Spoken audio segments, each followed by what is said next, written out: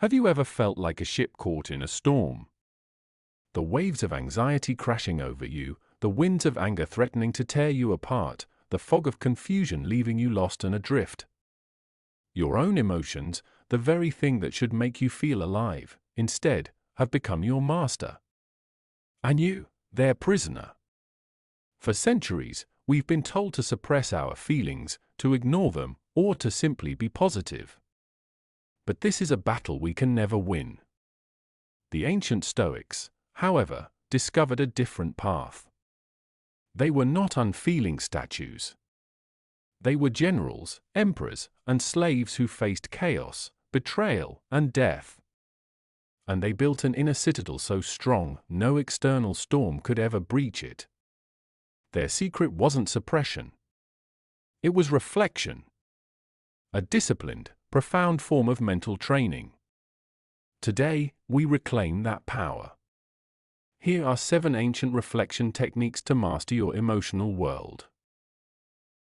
1. The premeditation of evils. Imagine facing your day not with naive hope, but with calm preparedness.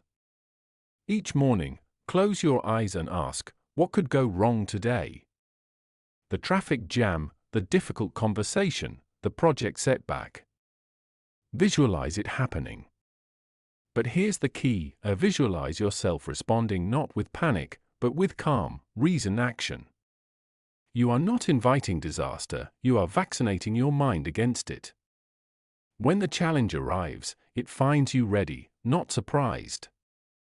The anxiety loses its power because you have already lived through it in your mind and emerged unbroken. 2. The view from above. In the heat of a moment, your problems feel all-consuming. Now, pause. Zoom out. In your mind's eye, rise above your city, see the sprawling streets and tiny people. Rise further, see the continent, the planet, a pale blue dot in the infinite cosmos. From here, how significant is that rude comment or that minor failure? This reflection shrinks your ego and your problems down to their true size. It injects a profound perspective that dissolves self-pity and reminds you of your small, but purposeful, place in the vast whole.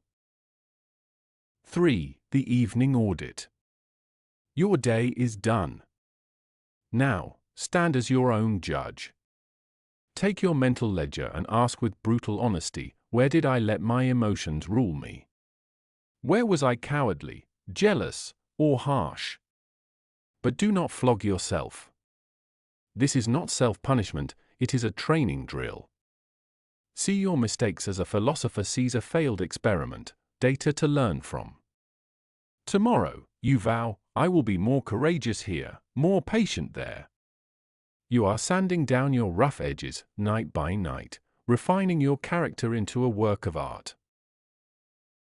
4. Embrace the obstacle.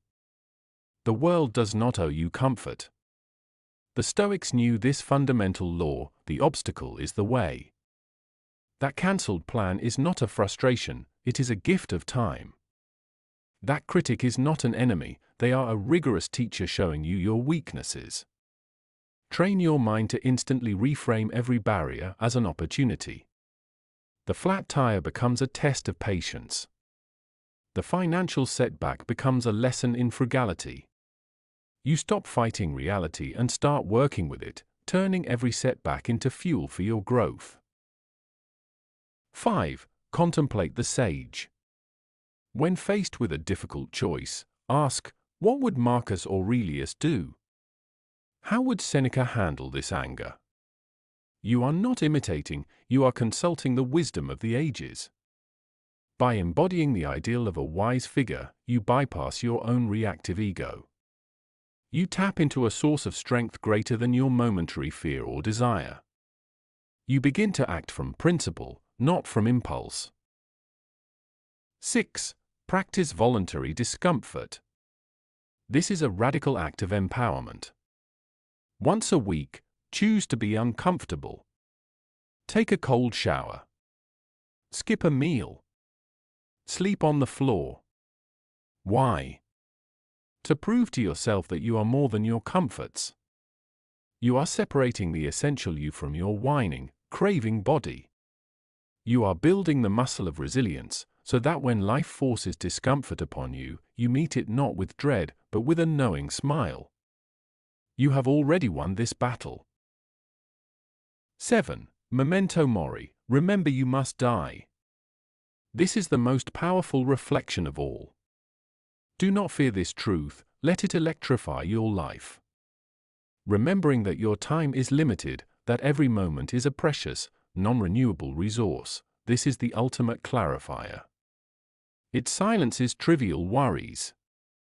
It gives you the courage to have that hard conversation, to pursue that passion, to forgive that grudge. The man who remembers death has no time for hatred, fear, or pettiness. He only has time for love, for duty, and for living with purpose. Forge your inner citadel. These 7 techniques are not mere ideas. They are drills. They are the weights for your mind. The storm of life will not cease. The waves will still come. But you will no longer be the ship at their mercy. You will become the lighthouse, rooted, unshakable, a beacon of calm in the chaos. Your emotions will become the wind in your sails, not the hurricane that sinks you. The power to control your emotions completely is not a myth. It is your birthright, waiting to be claimed. The Stoics laid the blueprint. Now, it is your turn to build. Start today, choose one technique. Practice it, fail at it, practice it again. And begin the greatest journey you will ever take, the journey to mastering yourself. Thank you for watching. Remember, the wisdom to change your life is not in the future, it is here, in this present moment. Now, go and live it.